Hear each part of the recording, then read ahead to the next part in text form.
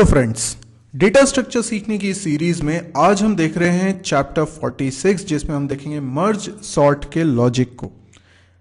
इस वीडियो में हम मर्ज सॉर्ट का लॉजिक बेहतर तरीके से समझेंगे और क्योंकि स्टूडेंट्स को ये सॉर्टिंग एल्गोरिथम थोड़ी सी टफ लगती है और ये सॉर्टिंग बाकी सॉर्टिंग के कंपैरिजन में काफ़ी बेटर होती है, इसलिए ये काफ़ी इंपॉर्टेंट हो जाती है। तो इसको हम एक से ज़्यादा वीडियोस में कवर करेंगे, लेकिन ये वीडियो अपने आप में कंप्लीट होगा क्योंकि इसमें हम पूरा लॉजिक एक्सप्लेन करेंगे। सबसे पहले हम बात करते हैं कि सॉर्टिंग क्या होती है। सॉर्टिंग यानी कि डेटा को किसी लॉजिकल ऑर्डर में अरेंज करना, जैसे कि असेंडिंग या डिसेंडिंग ऑर्डर में अरेंज करना। नॉर्मली हम बात करते हैं नंबर्स की, तो नंबर्स को हम अरेंज करते हैं उनकी वैल्यू के आधार पर असेंडिंग या डिसेंडिंग ऑर्डर में।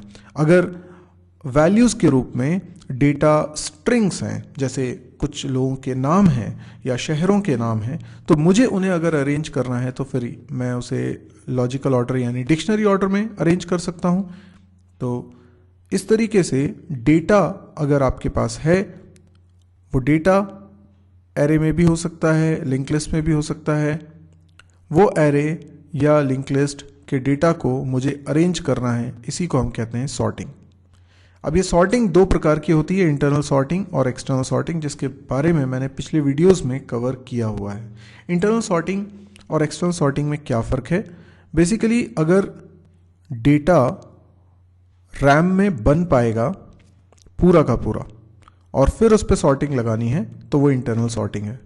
और अगर डेटा इतना ज़्यादा है कि रैम में एक साथ पूरा नहीं बन पाएगा तो फिर हमें उसके पोर्शन को रैम में लाना होगा, उस पर ऑपरेशन परफॉर्म करना होगा और फिर उसको वापस डिस्क में पहुंचा के अगले पोर्शन को लेके आना पड़ेगा। और इस तरीके से जो सॉर्टिंग होती है that is called external sorting.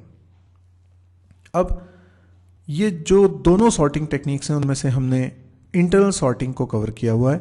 Internal sorting में ही हम लोग आज मर्ज सॉर्ट को कवर कर रहे हैं। तो स्पेसिफिकली आज बात करते हैं मर्ज सॉर्ट की। Merge sort is an example of divide and conquer approach. Divide and conquer approach क्या होती है? कोई एक बड़ी कॉम्प्लेक्स लिस्ट है डेटा की और मुझे उसे सॉर्ट करना है, तो मैं उसको सॉर्ट करने के लिए इस बड़ी सी कॉम्प्लेक्स प्रॉब्लम को रिड्यूस कर लेता हूँ, डिवाइड कर लेता हूँ दो सब प्रॉब्लम्स में, और ऐसा मैं बार बार करता जाता हूँ।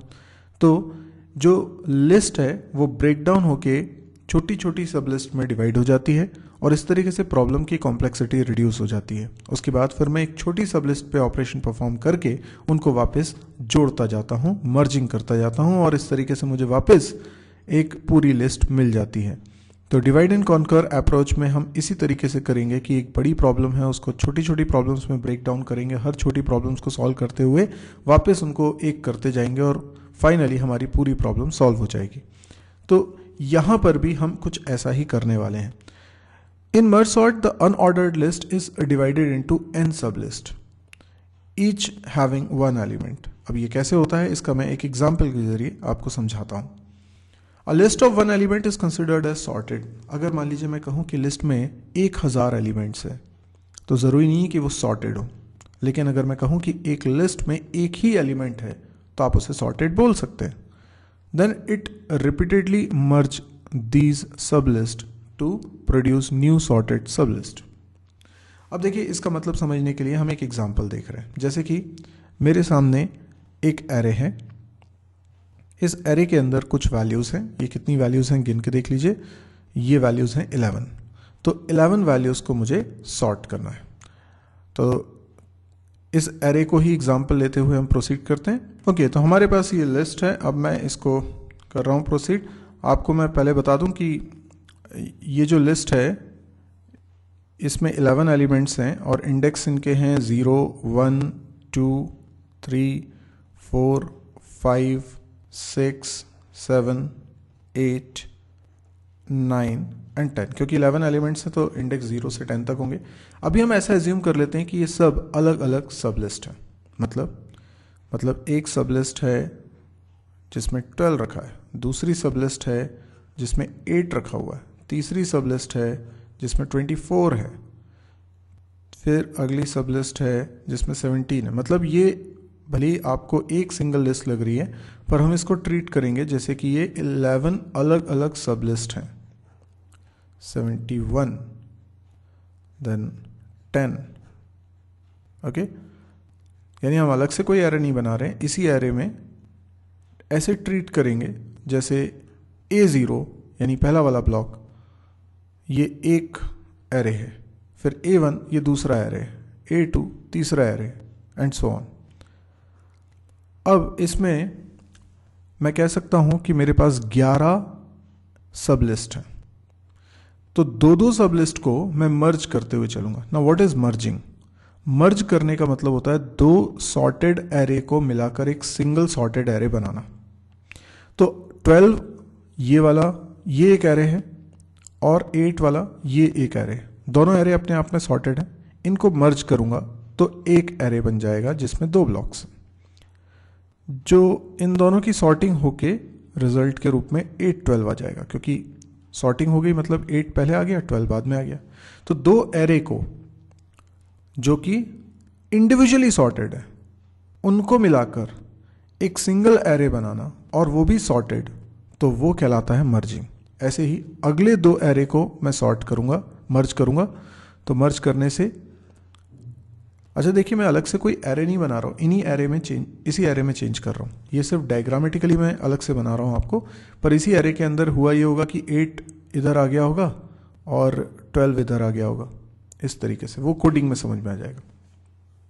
एनीवे 24 और 17 ये दो एरे हैं, तो जब मर्ज करेंगे तो जो दोनों एरे में पहली पहली वैल्यू रखी होगी उसको कंपेयर किया जाएगा और जो छोटा होगा उसको यहाँ पहले रख लेंगे। तो यहाँ रख लिया 17, देन यहाँ रख लिया हमने 24, ठीक है।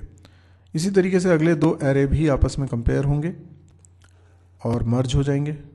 तो जो छोटी वैल्यू है वो पहले आ जाएगी, दैट इज़ 33, और जो बड़ी वैल्यू है उसके बाद आ जाएगी, दैट इज़ 71। फिर अगले दो एरे भी मर्ज होंगे और छोटी वैल्यू यानी 10, बड़ी वैल्यू यानी 48 स्टोर हो जाएगी। फिर अगली दो वैल्यूज़, अगले दो एरे हैं जिसमें 4 और 21 है, और फिर एक अकेला बच गया तो वो अकेला ही रहेगा, ठीक है। अगली स्टेप में हम अब ये देख रहे हैं कि हमारे पास 1 2 3 4 5 6 एरे बचे हुए हैं। 6 एरे में पहले दो एरे को हम मर्ज करेंगे। अब देखिए पहला एरे जिसमें 8 और 12 रखा है ये अपने आप में सॉर्टेड है, दूसरा एरे जो 17 24 कंटेन कर रहा है ये अपने आप में सॉर्टेड है, और इन दोनों के मर्जिंग से एक एरे बन जाएगा जिसमें 4 वैल्यूज़ रखी जा सकती हैं, राइट। तो कैसे होगा? पहले एरे की पहली वैल्यू और दूसरे एरे की पहली वैल्यू यानी 8 और 17 ये आपस में कंपेयर होंगे, तो जो छोटा है वो इसमें आ जाएगा। अब इस एरे में से 8 हट चुका है तो इसकी पहली वैल्यू अब 12 मानी जाएगी, तो 12 और 17 का कंपैरिजन होगा, जो छोटा है वो पहले इसमें आ जाएगा। अब क्योंकि ये एरे एग्जॉस्ट हो चुका है तो इस एरे की वैल्यूज़ को हम सीधे सीधे इसके अंदर उसी सीक्वेंस में असाइन कर सकते हैं। अब अगले दो एरे भी इसी प्रकार से मर्ज होंगे। ये देखिए यहाँ पर 33 और 10 का कंपैरिजन होगा, 10 छोटा है इसलिए 10 इसमें स्टोर हो गया। अब 10 इसमें से निकल चुका है तो इसकी पहली वैल्यू 48 मानी जाएगी, तो 33 और 48 का कंपैरिजन होगा। 33 छोटा है तो ये इसमें आ गई वैल्यू। अब इसके अंदर से 33 निकल चुका है तो 71 इसकी पहली वैल्यू है, 48 इसकी पहली वैल्यू है, तो 71 और 48 को कंपेयर किया जाएगा, 48 इसमें स्टोर हो जाएगा और फिर 71 इसमें स्टोर हो जाएगा। इसी तरीके से ये दो अनइक्वल साइज के एरे हैं तो इसमें 3 वैल्यूज स्टोर हो सकती हैं।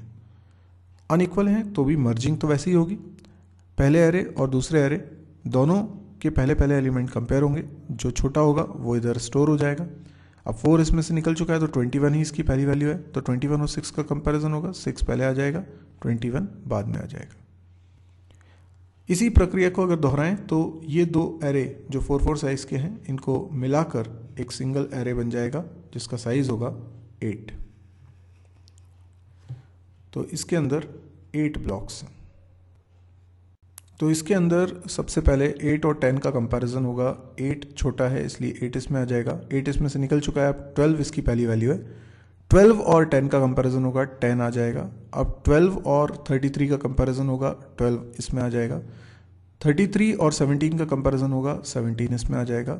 24 और 33 का कंपैरिजन होगा, 24 इसमें आ जाएगा, और फिर क्योंकि एरे एग्जॉस्ट हो चुका है तो ये दूसरे एरे की वैल्यूज़ डायरेक्ट इसमें कॉपी हो जाएंगी और इस तरीके से ये एरे बन गया। दूसरा एरे क्योंकि उसका कोई जोड़ीदार एरे नहीं है, किसी के साथ वो मर्जिंग नहीं कर सकता, तो वो एज इट इज़ रहने वाला है। लास्ट स्टेप में हम इन दो अनइक्वल साइज के एरे को मर्ज करने वाले हैं और इस मर्जिंग का रिजल्ट क्या आएगा। देखिए सबसे पहले 8 और 4 में कंपैरिजन होगा, 4 इसके अंदर स्टोर हो गया, फिर 8 और 6 का कंपैरिजन होगा, 6 स्टोर हो गया, फिर 8 और 21 का कंपैरिजन होगा, 8 स्टोर हो गया, 10 और 21 का कंपैरिजन हो गया, 10 आ गया, 12 और 21 का कंपैरिजन हुआ, 12 स्टोर हो गया, 17 और 21 का कंपैरिजन हो गया तो 17 आ गया, 24 और 21 का कंपैरिजन हुआ तो 21 आ गया। अब दूसरा वाला एरे एग्जॉस्ट हो चुका है तो पहले वाले एरे की वैल्यूज़ डायरेक्टली इसमें कॉपी हो जाएंगी और इस तरीके से आप देख सकते हैं एरे में वैल्यूज़ स्टोर हो गई और ये एरे सॉर्टेड भी हो गया। देख सकते हैं ये एरे सॉर्टेड है। तो यही हमको करना होता है मर्ज सॉर्ट में। तो आई होप आपको ये वीडियो समझ में आ रहा होगा कि कैसे मर्ज सॉर्ट का लॉजिक बनता है। अभी इसकी प्रोग्रामिंग अगर हमको करनी है तो हमें दो तरीके होते हैं, या तो हम इटरेटिव मेथड यूज़ कर लें और या फिर हम रिकर्सिव मेथड यूज़ कर लें। इनको हम अपने अगले वीडियोस में देखेंगे कि कैसे इस लॉजिक को हम इम्प्लीमेंट कर सकते हैं। अभी फ़िलहाल यदि आपको लॉजिक समझ में आ गया हो और आपको ये वीडियो पसंद आ रहा हो तो आप इसे लाइक करिए, और यदि आपको लगता है कि इस तरह के और वीडियोस देखने में आप इंटरेस्टेड हैं तो आप इस चैनल को ज़रूर सब्सक्राइब करिए। आप मेरी वेबसाइट पे भी विजिट कर सकते हैं www.mysirji.com। ये वेबसाइट पे आपको C++, जावा, PHP, MySQL, data structure, DBMS इन सब के वीडियो सीरीज़ मिलेगी। पूरे कोर्स आप यहाँ से कर सकते हैं। इसके अलावा कैंपस प्रिपरेशन से रिलेटेड वीडियोस और प्रोग्रामिंग एक्सरसाइज से रिलेटेड वीडियोस भी अवेलेबल है। प्रोग्रामिंग एक्सरसाइज से रिलेटेड वीडियोस में आपको न केवल प्रोग्राम का सॉल्यूशन मिलेगा बल्कि एक प्रोग्राम बनाने की अप्रोच के बारे में भी सिखाया जाएगा। यहाँ पर साइट पे मैं 2 वीडियो पर डे अपलोड करता हूँ, तो आप जब भी साइट को देखेंगे आपको कुछ नया कंटेंट हमेशा मिल रहा होगा। यहाँ पे सारा कंटेंट वीडियो लेक्चर्स का है जिसमें कि हिंदी में वीडियोज़ हैं, तो आप समझ सकते हैं कि कई लोगों के बहुत काम का हो सकता है। इसके अलावा ये फ्री ऑफ कॉस्ट है, इसलिए मेरी आपसे रिक्वेस्ट ये है कि आप इसको प्लीज़ शेयर करिए, क्योंकि मैं चाहता हूँ कि ये सब लोगों तक पहुँचे, तभी इसका कुछ फ़ायदा है। और जैसे ये आप तक पहुँचा है, क्योंकि मैं कोई मार्केटिंग इसकी नहीं कर पा रहा हूँ क्योंकि इसमें कॉस्ट इन्वॉल्व होती है और मैं इससे कुछ कमा नहीं रहा हूँ, मैं ये फ्री ऑफ कॉस्ट प्रोवाइड कर रहा हूँ। तो मैं चाहता हूँ कि आप इसको शेयर करिए ताकि ये ज़्यादा से ज़्यादा लोगों तक पहुँच जाए। Thank you.